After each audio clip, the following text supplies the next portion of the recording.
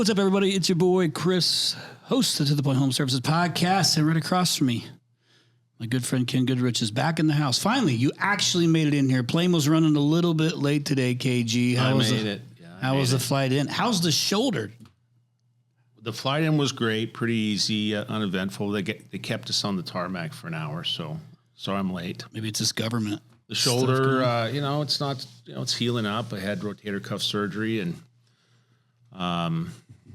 I'd say it's not as painful as what a lot of people told me it would be, but the physical therapy now kind of getting me to use it again and move it around. It's not the most pleasant thing I've ever done. Let's say that, but I'm not running around in a bunch of pain. You're not giving high fives out with that right hand right now? Try not to. I know you're a big high fiver. I wondered if it was because of, I don't know if Vegas is experiencing the, with the government stuff that's happening, if it's, staffing, airport staffing, this type of stuff, if it's the same, if you've even experienced the same stuff, but it's like maybe today was a rougher day than normal. No, they always have what they call flow control, and they're just trying to control the amount of traffic going to Scottsdale, and all you elitists in Scottsdale, you want to occupy the airspace and keep it quiet and stuff. So there's always a flow control issue coming from Vegas to Phoenix or something. I bet you 99% of people listening cannot relate. Yeah, flying into Scottsdale.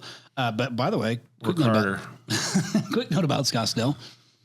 Rhino X 2026 is officially going to be at Scottsdale Air Park. That's all I'll give you for now. I'll give you more off air.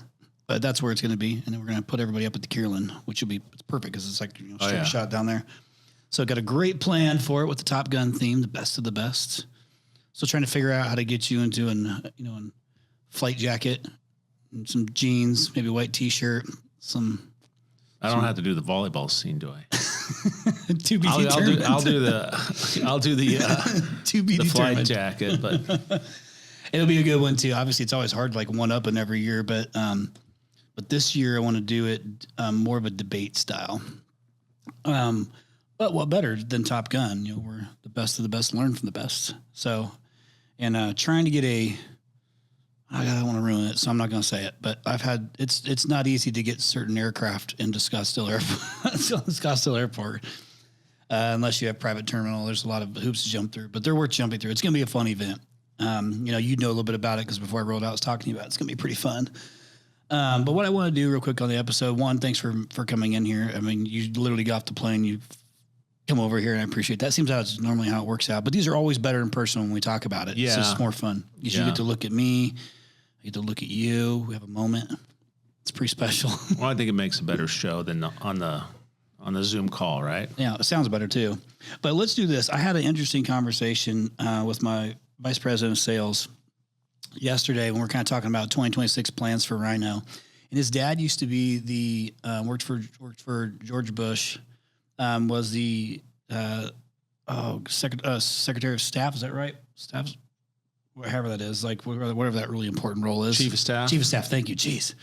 And so he's always kind of been in the political space, and he's always given me his opinion. He also told me that Trump wasn't going to win the presidency, and he did. So I actually used that against his theory on what I'm about to share with you. But I was asking him, as we're thinking through staffing on the sales team and just sales plans and all this other shit for 2026, he's kind of like, hey, just so you know, I think the market's going to be soft. And I said, well, I'm hearing a lot of the opposite of that from my circle, that the market's going to be soft. So what explained to me, he starts talking about the GDP and all the stuff he hears and what his dad's talking to him about and all this other stuff. But that's actually the opposite of what I've been hearing from even my friends, and so I'd be curious to know just for our listeners. Yeah. The stock market. Yeah. So what are you thinking about it? But obviously really what I care most about is for us, our industry, HVAC, plumbing, electrical, our world. What's your take on what this is going to look like next year? I think our listeners are trying to figure it out. We're getting close to it. Well, look, I've operated in many very difficult economic times, 9/11, the Great Recession, this small recession, that tech tech bubble, all that stuff. Certainly COVID, right? Like I've operated in all kinds of difficult times, and the way I look at it, what I did in those particular times is I just pushed the throttle forward on the advertising, and I went out and took the business to be had. You can't say that the recession, that there was much demand. The GDP, it suffered right then, but we grew at 35% CAGR from 8, 9, and 10. So we doubled our business or better inside that period of time in the recession when everybody else was retracting. Not a lot of guys made it, actually. So I think you just got to, what do I think? I think customers are holding on to their money. I think we all got to admit that we pulled a lot of demand forward in the early 2021, 2 maybe. Yeah. We pulled a lot of demand forward, so we're paying for it now. It's like all these tax deferred things we do, right? You eventually got to pay the tax. So I think that's going on. The we've got a lot more sophisticated competition than we used to.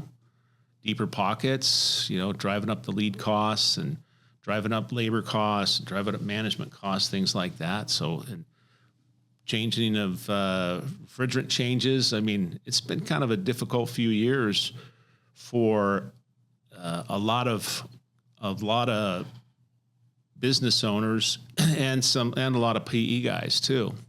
I think they underestimated,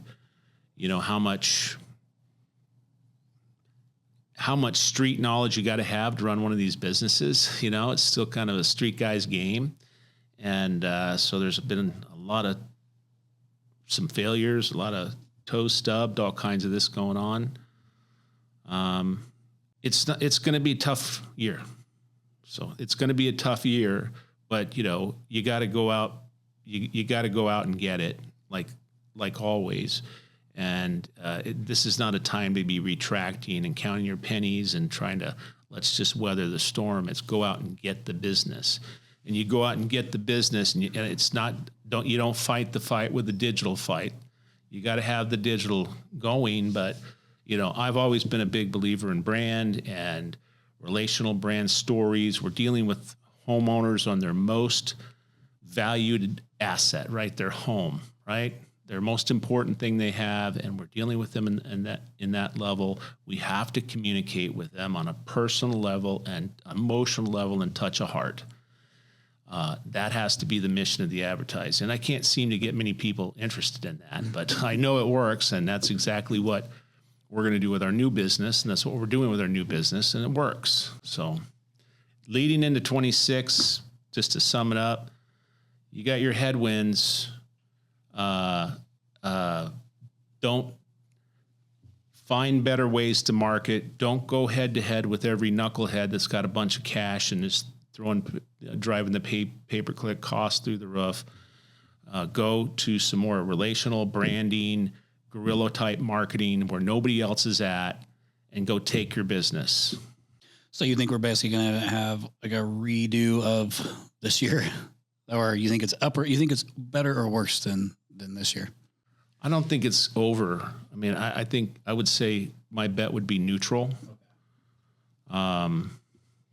It's air conditioning, plumbing, electrical. Like the things break, and we all need them. They're necessity. They're what do we call them? Essential services. Essential services. So that doesn't go away with the economy. But you got to go attract the customers, and you got to get out there and teach and train your people to execute on the calls and offer different choices, offer different solutions, offer new solutions to customers on things you see. Just be a top-rated consultant to the customers with a great brand, and you'll make it through. Got it. So before then we jump into the Kenerator, since you have been through a few of these markets, you decide to do your new thing in it, for good timing. But before we go any further, I'm a little disappointed because you came in here, you knew we were going to talk about the Kenerator, but where's the cape? And wear the cape. You know, the name of the company is Generator Partners, right? Because we're doing our own little roll up, build up, whatever you want to call it. But and then our brand of equipment is Kenerator. Yeah. Which is your personal power plant. Yes. Well, I mean, that's what I mean. You don't need to. But let me jump in and say this. But, you know, talking about these economic times we're having, like, we're going to lean into, you know, the unrest in the world and the economic times and the grid and all the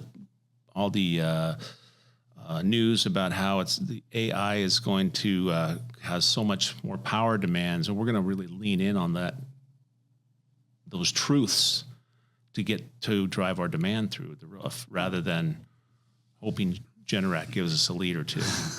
Good, because that's part of one of my questions is how you're going to leverage it. I mean, that's like half of my day is trying to think through what it is, how it is, what we're doing, and what's the outcome of it, what I got to do next, and then Google shoves Reddit down in the search rankings, which then changes that. You know, like there's like constant. If I write a process for something now, it changes in 2 weeks when it comes to AI. It's crazy.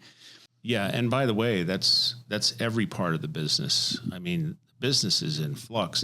Or the industry is in flux. It's been changing pretty rapidly over certainly the last decade, but feels like the last 4 or 5 years have really been everywhere you turn, you got some fire, right?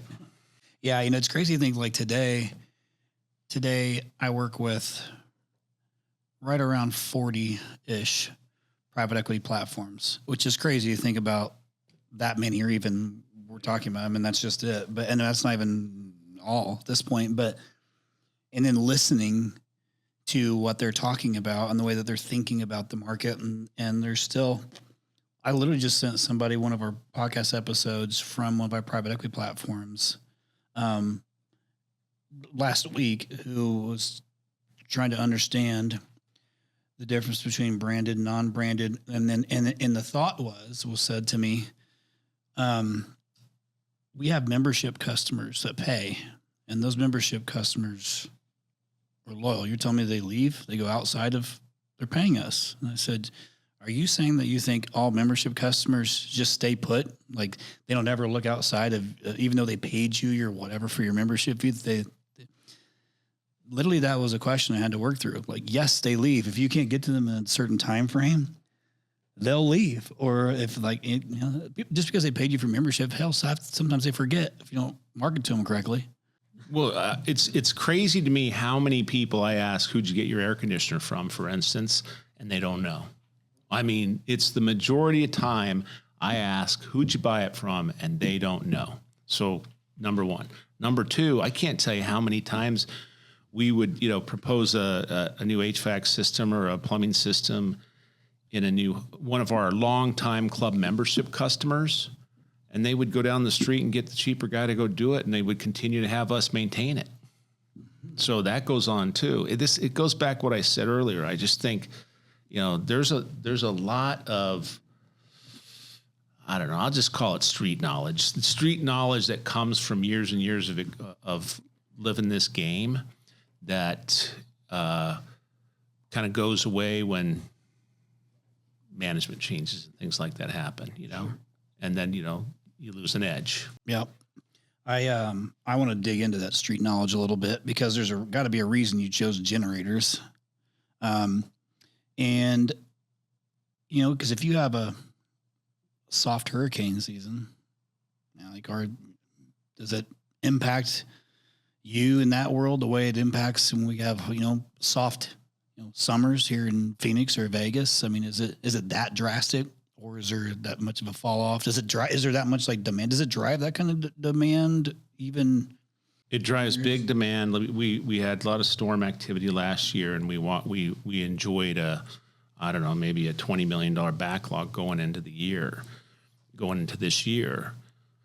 And then we haven't had any storm events yet. So, and you can see it dwindling pretty fast. But then again, I'm not waiting on that. I didn't sit around and wait for it to get hot to sell air conditioners either. So, you know, we're out there promoting our brand and creating our own demand is how we're working on it. But you know, it is crazy to me, you know, just one of the things you didn't know. I mean, I was told that the storm season really drives generator demand, but I'm like, well, really, you know, it's a big player. It's a big piece of it. Yeah. Okay. So it's a big piece on it based on how the manufacturers and the contractors have been playing the game. Got it. So then are you getting time with the manufacturers then too on and sharing any, like, do you have any leverage in there? Are you pushing or sharing insight? Are they coming to you and asking anything? I mean, just from your credibility in the HVAC and plumbing space, like, you having any influence there? I haven't inserted myself in that. You know, I've got a team that we put together that are driving the whole business, but I have not inserted myself that on purpose because I plan to go outside and do our own private label brand, Kenerator. So, I'm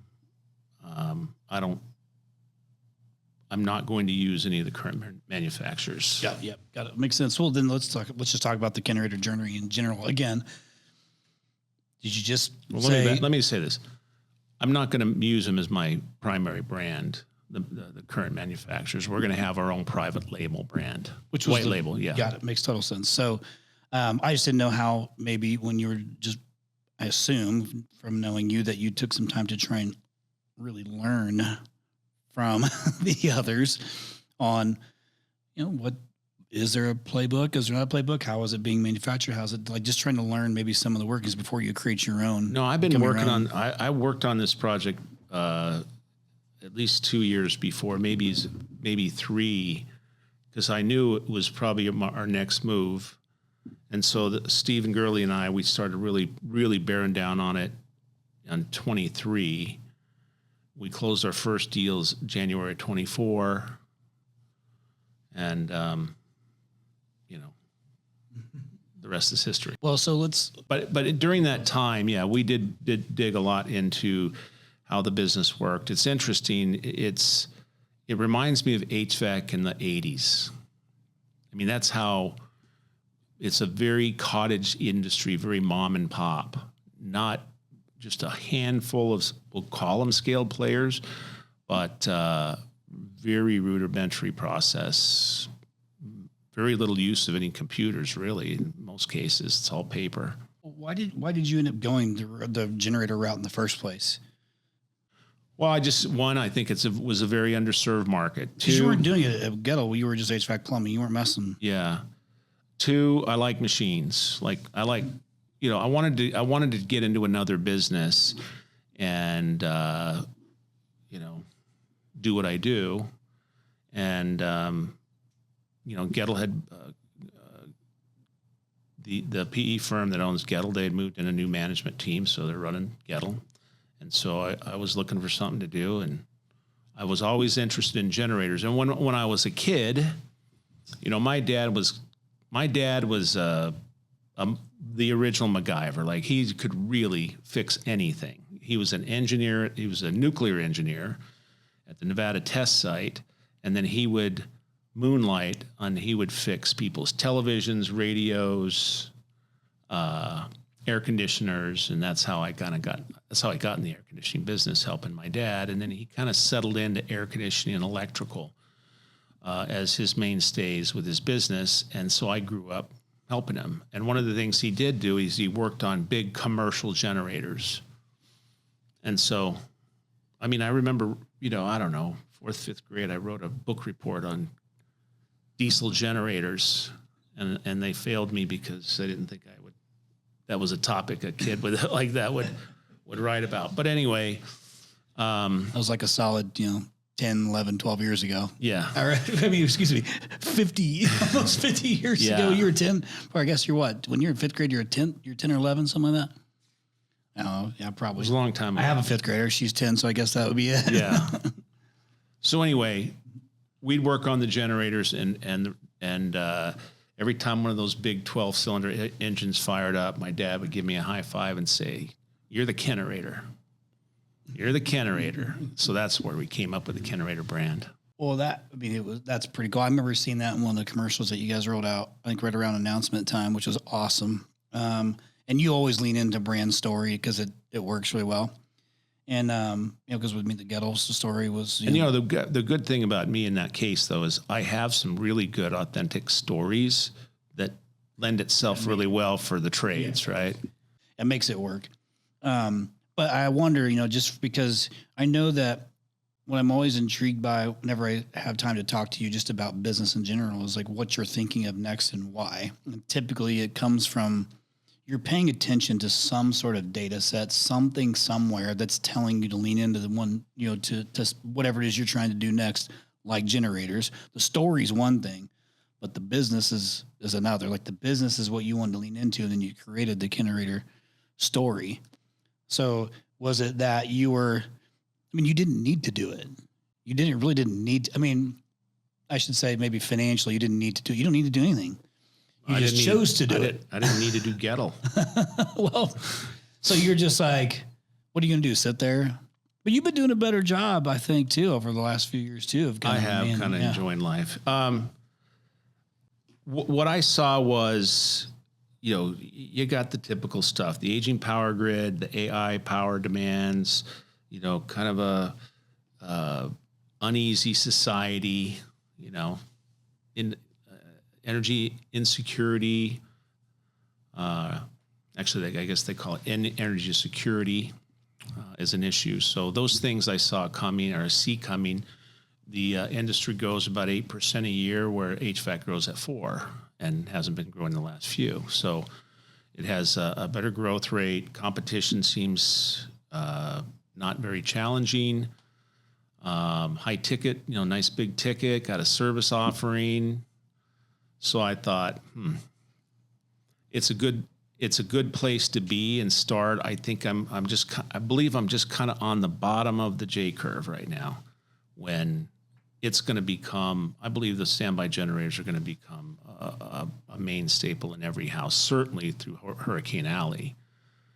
But there's going to be a lot of big challenges coming up with the AI and all these data centers that are coming up. Neighborhoods are going to have to start creating their own energy, creating their own little regional or local power plants, things like that.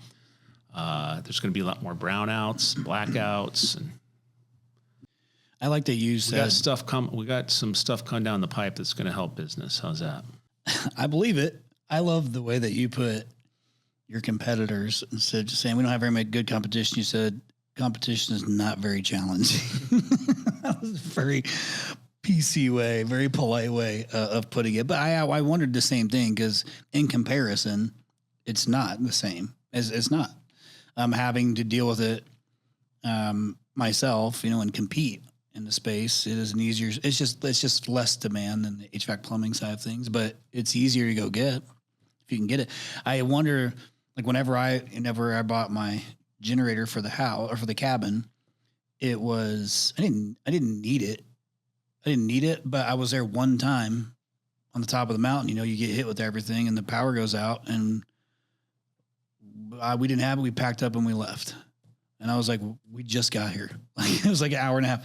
So now I have one, and it's cool because you can see it kick on and off, so like, oh, it is working, because you can, if it, it's a 22 watt generator. And, but when it kicks off, I get a little, notification it went off. So I've only been there one time ever since I bought it.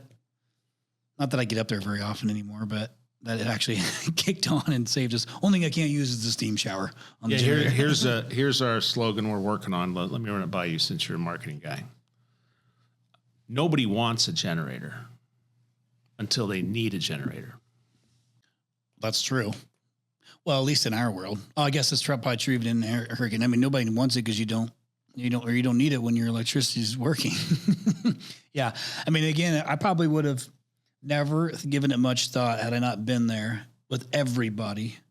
Just unpacked the car, drove all that way, and then got up there and it stormed and it went out. We have 3 locations right now: Dallas, Houston, Tampa, ready to close South Carolina. So Tampa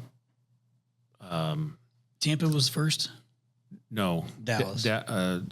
Houston was first. But I got to tell you, so there's been several weather events since we bought the business, and you can't even believe the town. When there's a hurricane coming that way, it's Armageddon. It's like the grocery stores are empty, can't get gas, people roaming the streets, it's scary. It's like the apocalypse is there. So, that probably helps drive demand, and everybody in that market certainly is aware of a generator. And we've taken we took a business that was very, very undermanaged and been able to double it. Well, we doubled it in size and 5x the bottom, because it's such a robust market, Yeah. Well, and you've always been a systems and processes and discipline kind of guy, right? To take these businesses and then, create these systems, put the right leadership in place, like scale it. Like that's kind of what you've done all pretty much forever, it seems at this point. So did you, with when you went into this thing, when you and I really started becoming closer friends, you were in that 1,000-day plan. Did you do something at Goettl, for those who don't know, and you executed greatly on the 1,000-day plan? Did you do something similar when you're putting this thing together? I mean, right now you're just kind of in that, like you said, you're just kind of in the J curve of this, and you're just starting to build it up and get going. But is there something like you have in your mind what this plan is going to be? Is it changing as you're learning? Well, by the way, the J curve is more on the industry itself is going to go like this, I believe, but which hopefully will be right in the wave as well. But no, we attacked it the same way we always do. We created a 1,000-day plan. I got my team together, that most of my veterans that have done several deals with me, and we all divide up the pieces and parts, who's doing what. We attack the business. We understand what the needs are, create a plan, start implementing. So I've got a great business, I'm just going to call it this for lack of a better term, business development team, but they're going in and develop all the documenting, all the processes, implementing the tech into the business, recruiting creating the new org charts, hiring the org charts, all the training systems, and they just get at it and start putting it together. But we bought, just this method that we go by, we bought $14.5 million in revenue year one. That will close mid-40s this year in revenue, okay? In what people are calling a down market, right? Mm-hmm. So we're making some moves. Yeah, I see that. I noticed a little smirk there. When you've brought on the other companies that you've rolled up in there, do you have an integrator or somebody that oversees integration of that into the? I'm assuming are they standalone businesses, or are they all becoming one? Well, they've got their old brands, and we'll rebrand them eventually to Kenerator. But yes, we have an integrator, and her name's Angela Miller. She's been with me for over 20 years. She started as a inexpensive assistant and has just been invaluable, worked her way up.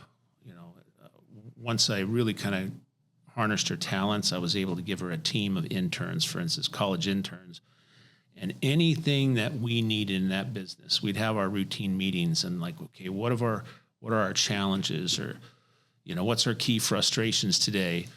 And we define, okay, we need some process around this, process, training, quantification, orchestration, go at it. And her team would just go at it and chew it up. It's been a really great ride to have that kind of team, to be able to afford to have that kind of team in your business. It's invaluable. You just got the team, we got to get this fixed, go attack it. And you can trust they're going to get it done. Well, it's good when you have that kind of tenure together, because there's trust, and they understand your style, or at least your methodology, and have learned from it over. If you're talking 2 decades that she's been with you, that's a long time. Yeah, and then now we're wrapping up the Titan installation and the challenges with that. So it's all coming together great. What's been harder about this business than you expected?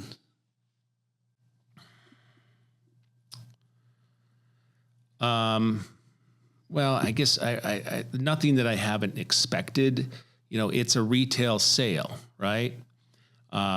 So in HVAC and plumbing, we have a real benefit that we can get into homes for maintenance, and we can start having the conversations about upgrades, things like that. Although I will say some of the businesses that we've already bought are starting to get replacement in the generator side. But I just think that, the whole business that runs 100% on retail sales it's a whole different monster. And we've always had our retail sales guy and our sales and lead generation and all our stuff, and our credibility decks and how to sit at the kitchen table and have those conversations. But this is all you got. You're not going to do a service call, and you rarely. I guess we have started to convert some to new to upgrade their systems, but it's not like HVAC. Yeah. Do you? I'm playing a longer game. We have a 1,000-day plan here to get the business all top graded with all the processes implemented and the team in place and it cash flowing well. And if we want to get off the train, then we get off the train. Then if we want to ride it some more, we will. But it's 1,000 days to get that business finished. Great operating system that not highly dependent on the key people, ran by a local management team, and cash flowing well. So your vision is ABC generators will install Kenerators? Yeah, that's going to be part of our business. Okay. Plan. Yeah. Some will be, because it kind of makes me think of when these manufacturers have like they have the manufacturer owned distribution, and then they also have independently owned distribution that's selling, kind of makes me think of that model, which is what I learned early on in business, having partnered with Carrier Corporation. But I just was wondering, when you were talking about the retail model, I've been having meetings with Home Depot and about supporting their retail model, and all they're doing is plugging in whoever the contractor, the retail model, the contractor that owns that zip code, who is doing the installation of the product that they chose to put in the retail store. You gonna try and go down that path at all? That seems like a monster to try and climb a retail, get part of a retail option like that. I mean, in once in my career, I oversaw 440 Home Depot stores that we were in. So yeah, I know, understand it's a tiger by the tail, and it's just gotten worse, man.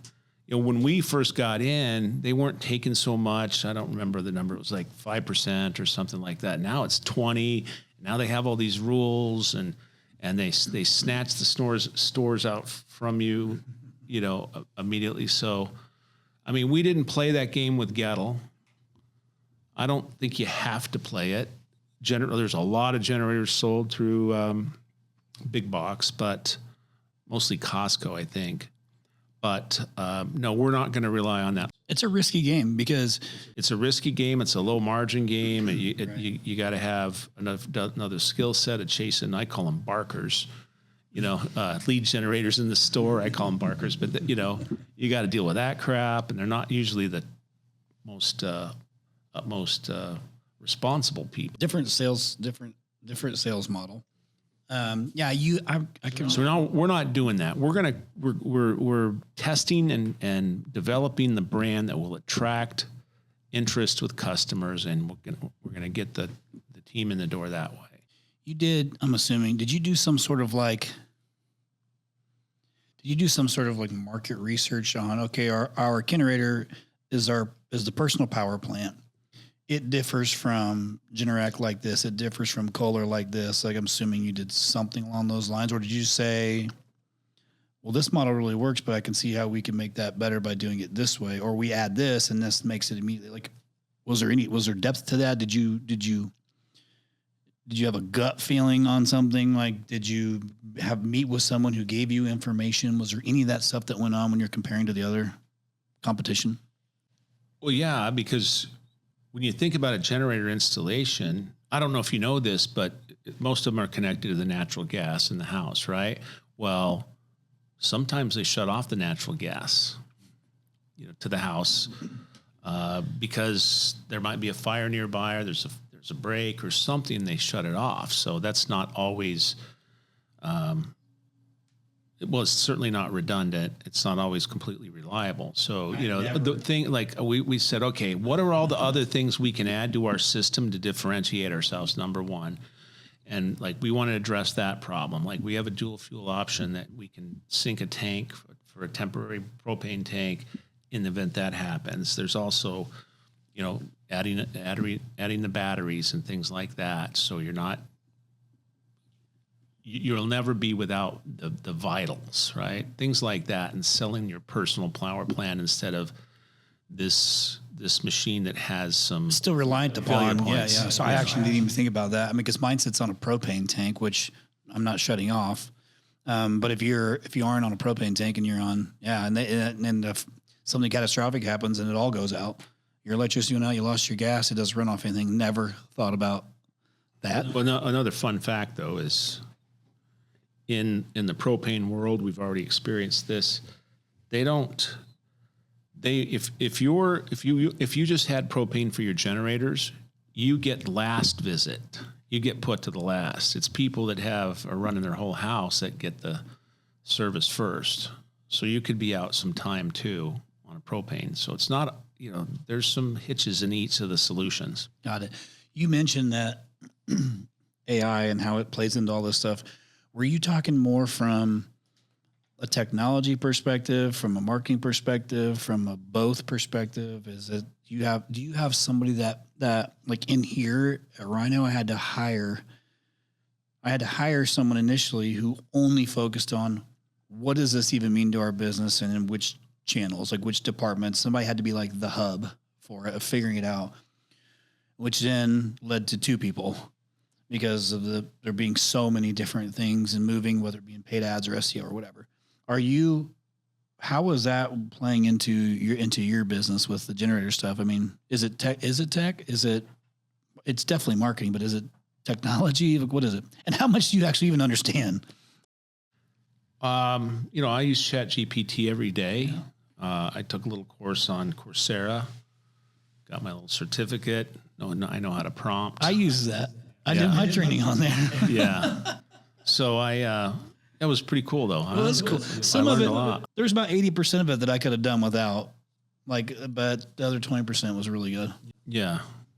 The best one though is what you learned is in the persona of, like, you can write radio ads, TV ads, and the persona of anybody you want. It's pretty interesting. Anyway, what was your question? It was around AI. That's what we got distracted. It was AI. When I talk about AI, I'm talking about more of the power demands. But certainly Stephen Gurley, he's our partner on the team, and he kind of heads up all things tech. So, and he's all over. That makes sense. But as far as AI is concerned, we're using AI every single day in various tasks of the business, mostly in building the fundamental processes. It's pretty interesting. Just the other day I said, give me a spreadsheet for I said in the persona of a light commercial and residential standby generator expert contractor, an engineer, build me a estimating spreadsheet to estimate light commercial projects and blah, blah, blah. I put all the detail I wanted in, and it banged it right out. I mean, and it came up with things that, while I've been a contractor all my life, I would have missed. Yeah, that's what makes it so cool. You want to know, one thing I did was, Tommy has a chef at his house, full time. I don't have that at my house. That chef is me or Anna, but we had I've been trying to do all this health stuff, eating right. It's really hard to do, especially the way my schedule is. And Anna's as busy as I am. So I was like, even if we could get I don't like the pre-made meals. I don't like any of that stuff. Like, I don't care how good it is. I don't like pre-made meals. So I said, well, I wonder how much we spend out, like in a monthly basis. So I took my financials, obviously removed all the personal stuff out of it, but took my financials and just said, was asking ChatGPT to go through it and then pull out all the restaurants, fast food, what am I averaging for this year and spend a month and that, because my kids just use the stop at McDonald's on the way home. We're like $4,000 just on fast food, like eating out type stuff, meals here and there, but mostly I'm like $4,000. Well, when we looked up there's a chef that you can get that will just come in one day a week, 2 days a week, like a fractional chef, maybe you would call it. Cost me $3,000 a month to come in a month. Comes in every Monday, and makes all of our food for the entire week. Packages up, puts a little post-it on there and says, put this in the oven for 320, 350 for whatever. So I learned that because I plugged all that shit into ChatGPT and said, it actually saves me money. Now I have to, sometimes it ends up being a little bit more if I do a higher end steaks or stuff, but simple little tool. I was just like, oh, cool. Actually, this works. And now it makes sense. I got them 1 day a week. It's perfect. Yeah. And, we got you beat by a big number. And we just went through this. I mean, it's funny you're talking about this because it was just this week we're going through it. And I'm like, look how much we spend eating out. And because like Uber Eats and all that stuff so easy. And I didn't realize, that's a $250 bill no matter what you do, seems like. It's getting more expensive. But anyway, we did the same thing. And I told Wendy, I said, we could hire a staff. Like, we could have a whole chef staff. We should have an Italian guy, and then we'll have a sous chef. Well, you seem like you're kind of spending more time back up north here recently. Are you guys still flip-flopping back and forth? No, we were in Tahoe for a while. Trying not to do that, but we spent we spent May to September there in Tahoe, which was, I liked it. I enjoyed it, but I will tell you, I've learned why people that live in those resort towns are really not that motivated people. They don't ever seem to be that motivated, right? Because you can turn into a sloth. I'll tell you what, pretty easy hanging out 4 months in Tahoe. It is nice up there, and you don't have to want for much because you can just go to the.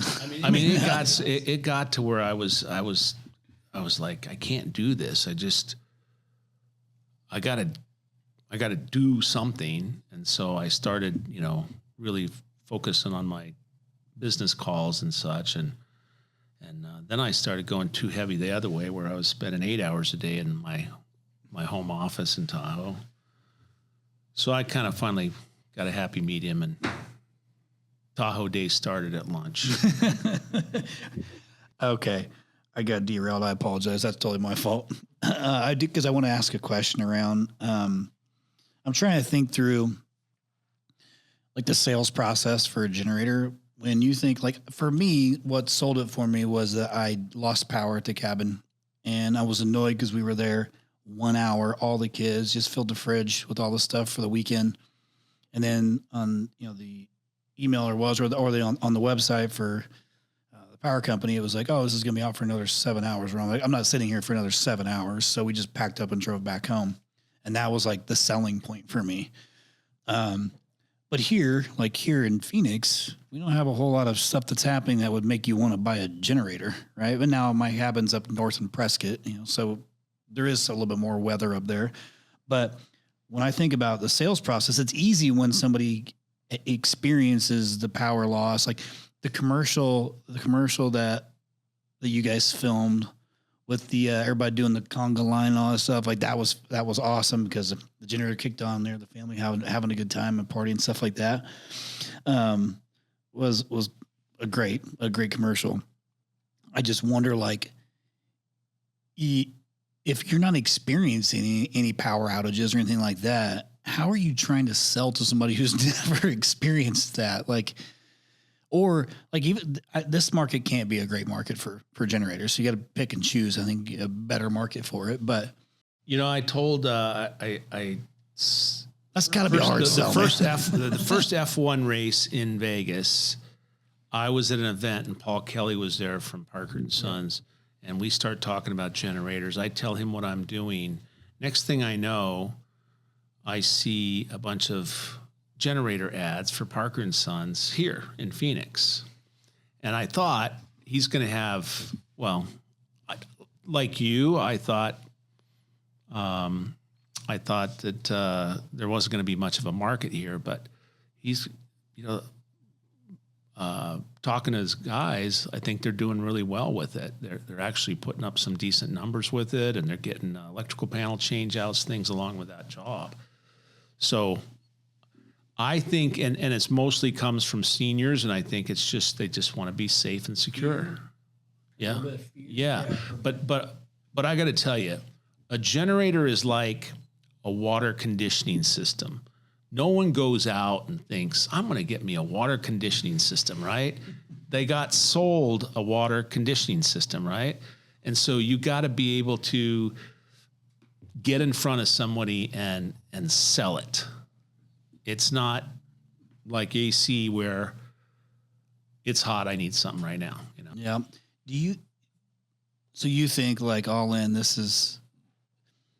we talked about this a couple different times where, I jumped on the roofing wave, and, the roofing business is doing pretty good.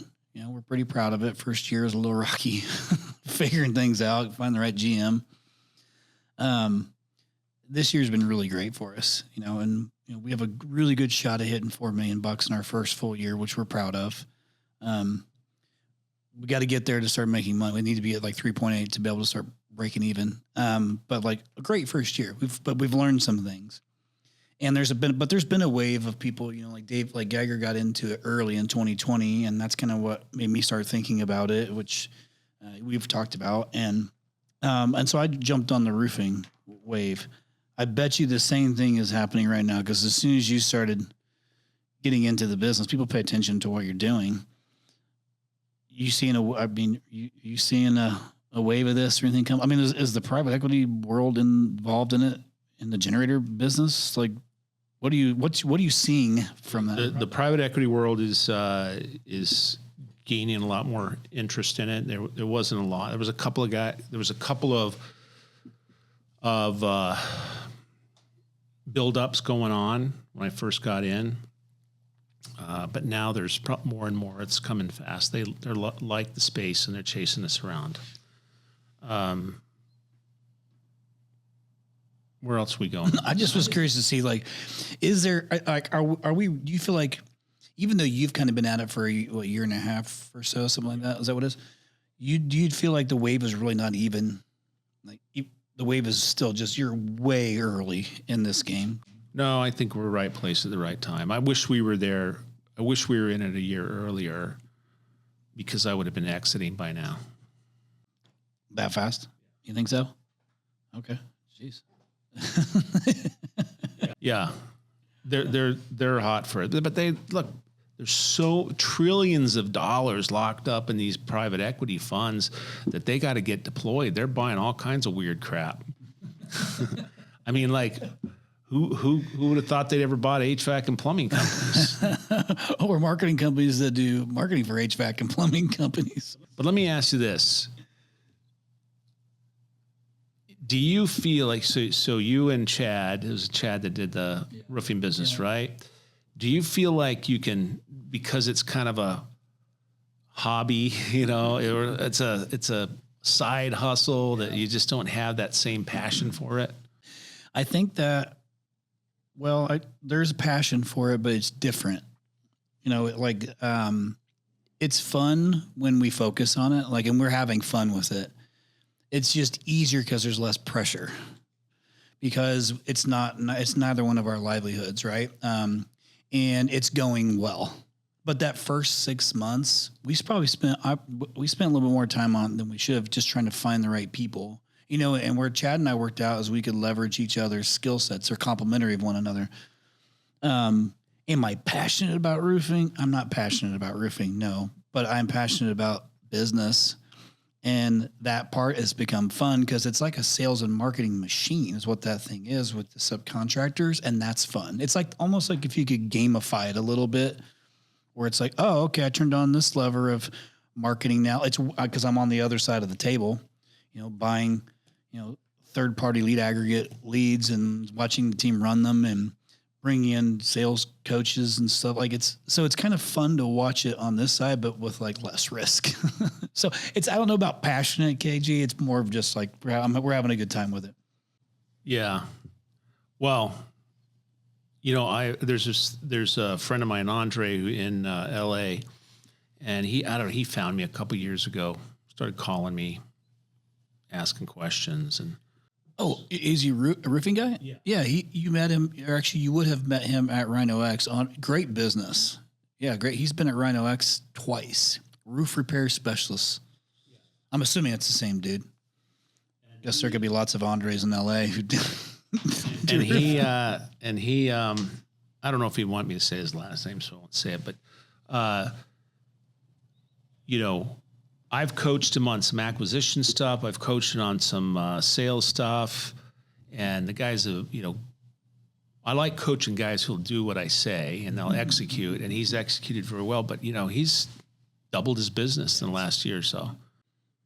He's been a customer. I'm not taking credit for it, but the things that I've asked him to do have made huge impacts. So if you ever want me to coach you too a little bit, tell you how to make that roofing business work, I would never turn that down. Actually, to be fair, like a lot of the things I've learned from you are what make it more fun because I understand the business side of it much more now. And so even like the grassroots stuff, like the simple things, getting lists and then having our in-house CSR guy, outbounder, calling him, and like all that stuff. That's all shit I learned, the whole restoration world, flood world, right? It works on leads from plumbers, right? It's a diabolical thing. I got to tell you how they figured it out, but that's how it works. And sometimes you get plumbers who are so good at it that that's their real job is to show up at your shop and go get leads for the restoration company because they're making $1,000, $2,000 a lead or a sale, and then they half-ass their job as plumbers. Mm-hmm. But HVAC guys get on roofs. Did you know that? I do. Yeah. Well, because that's actually a piece of advice I gave at the Win the Storm conference this year was I had Hoffman on the panel because he has Ferguson, which is $14 million, maybe $20 million. maybe somewhere in that sub 20 range $1 million roofing company, decent business. And I said, hey, how we're helping build Redbird is, Chad has a maintenance agreement list. And so I was like, why don't we just put together like a little deal? Like we'll be your sister company, to Peterman Brothers, and we'll give a free roof inspection as part of your membership. And when we sell a roof, we'll give a kickback to Peterman Brothers. We're all good. And I was like, why can't we do this? Why can't I make those connections to some of my other roofing customers that I also have HVAC guys in the same market and start making those connections? So I gave that piece of advice. I'm like, hey, come up with like a licensing deal or a rebate deal or something, in a market with an HVAC guy and kick leads back and forth to one another.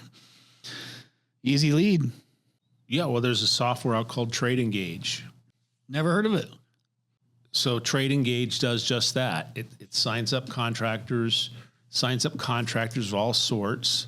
And then, you say, hey, I'm looking for HVAC leads and here's what I'm willing to pay. And I'm looking for this or that. And it electronically handles all that stuff, the payment and everything between contractors. And I didn't even know that exists. Yeah. Trade Engage. I haven't disclosed what I taught Andre, but I'm not going to disclose it on here, but remind me, I'll tell you what's worked very well.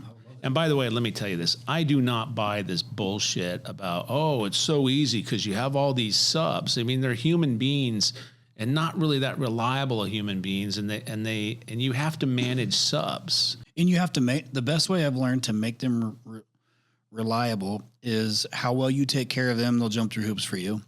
And you still got to have quality assurance, right? Yep. We learned a few things. That we didn't even know to think of because you just kind of hope that they know what to do when you don't know how to, QA it.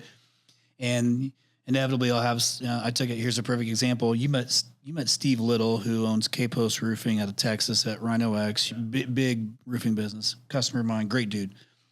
We posted a picture one time on social media of one of the homes that were getting worked on, and one of the roofers wasn't tied off, and which apparently you have to be tied off at that pitch or whatever. I'm like, no clue. So he sends it to me. He's like, by the way, this is I can't remember how much money fine it was. If you're, I was like, oh shit, I had no idea. Thanks for pointing that out for me, Steve. I appreciate that. I don't know those things, but I'm learning. I'm learning as I go with all this stuff. But did I ever tell you, like, I've done 407 flip houses. I knew you'd done a bunch of it because you're doing that quite a bit. I didn't know what the number was. Yeah. And I built built and own a lot of built and owned a lot of commercial properties. So, I managed a lot of subcontractors in my day. It's not free. It's not the panacea that I see the HVAC guys. I think they trick themselves into saying, well, I don't have to chase these idiots around all the time and blah, blah, blah. Yes, you do. Yeah. You still have, Not that I would ever refer to my employees as idiots by any means. figuratively speaking. Yeah, I mean, you have to manage them, and obviously they're your responsibility. I mean, what they are you, really, in a sense. But if you manage them well, I think the part was if you have like insurance stuff and you make them wait on payment, that's a real great way to kill that partnership. So we figured it out fast. This is where it was nice to have capital, where we didn't have to wait. By the way, let's talk about that capital piece real quick. I will tell you,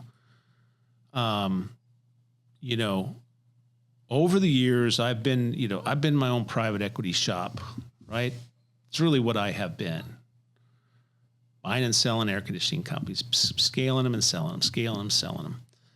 And now we're doing the generator business. But I will say, the more capital I acquire, or the more money that as my net worth grows, I'm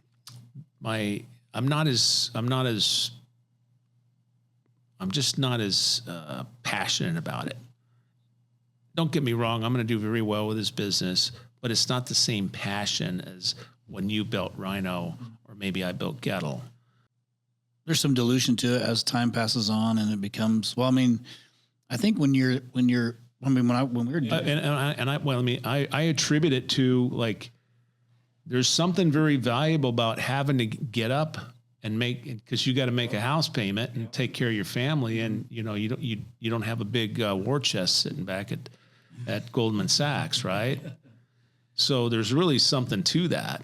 Yeah, I mean, I think what's interesting about, because it's fun, the game I'm getting to play now, but I still feel a lot of responsibility in here. Like, could I have not done this anymore? Totally could have, but that's not why we did it in the first place. It was more to keep going and keep scaling and seeing what we could build. What the best thing I probably learned from this whole process was I didn't need to do it in the first place. I'm glad I did, but I didn't need to, because I could have built what this thing has become without that help. It just got me there faster. I would have made some different decisions, is what I've learned. But it was, I've learned so much from the process of being in it. Reporting to a board was different for me, and I had to figure out, where do I fit? That took me a little bit. And then I learned, like, now I'm going to a board meeting, in 2 weeks, and I'm going with my own agenda. I don't have to report in the way I was asked previously, because they need me to run the business. And so I'm going in with my own agenda, and that's a pretty cool seat to be in. And, we talked about it on one of the past episodes I was on, and it's, Anna and I took this thing back over. It didn't mean we bought it back, but I used some Ken Goodrich negotiation tactics. If if we're going to take this thing back over, we're going to have a conversation around what that looks like for us. But I'm kind of like re-energized about it, because I feel like, okay, we get to go another round with this thing again. Here we go. And that part's exciting, because I get to run what I wanted to run 2 years ago. And Anna gets to do what she wants to do 2 years ago with this business. It's just a bigger business now. But we have, so I've kind of got that. My passion is really like in here. And it's really hard to be like, got to make some investments. We've done investments together, and those things are fun, but it's not like I'm passionate about it. so I don't think about it as much. My time is focused really here for the most part. So I'm gonna ask you a last question because we're already an hour past this thing, which is already flying by. And I don't want to leave without asking this question. And I'm going to go ahead and give a shout out to Gurley because he gave me this, and I think it's a really good question. I mean, you're in this, you're on this Generator Partners Kenerator journey. I'm assuming even if this deal's done, you'll move on to something different and keep doing it. If I know you, maybe not. But you probably will do something. You can't just sit still. Well, I'll just tell you real quick on that particular front. I want this, my little PE shop to move forward. My goal is to have my key team continue run it and make their shares of the deals, and my family office funding it, and get my son Duncan and possibly my daughter Megan involved one day, and because I think it's a great business. It's a great business if you handle it correctly. Going in, buying challenged businesses, growing, scaling them, and selling them. When you look back, you're 63 now? Yeah. When you look back, 73, what will make you say that this last 10-year chapter was worth it?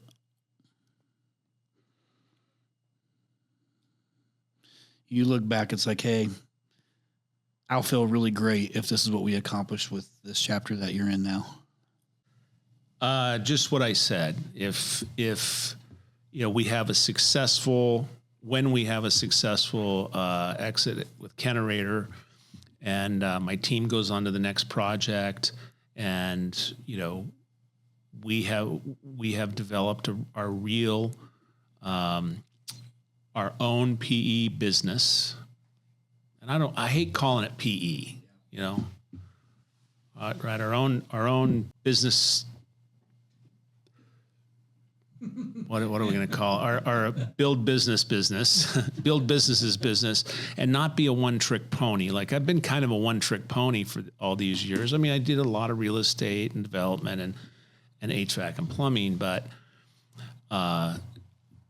Generator's a little bit outside. They're still in the same ilk, but when we start grabbing some other kind of business. So to answer your question is to have this firm I'm building be a going concern.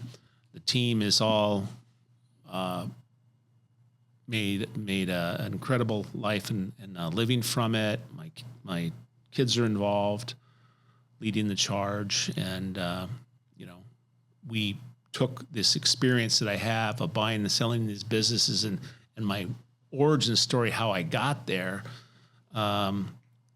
into something meaningful for my team and my children and my legacy. Yeah, like all the people who got to benefit from the 1,000-day plan. The plan, yeah. Pretty cool. Well, off air, yes, we're going to talk about roofing now that you piqued my interest with that.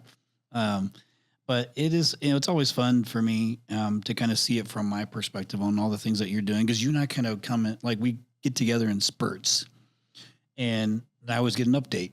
I kind of hear what's going on, and then we're doing I'm doing my thing, you're doing your thing, then we get to catch up, and that's fun. That's also part of what's fun about these relationships, and it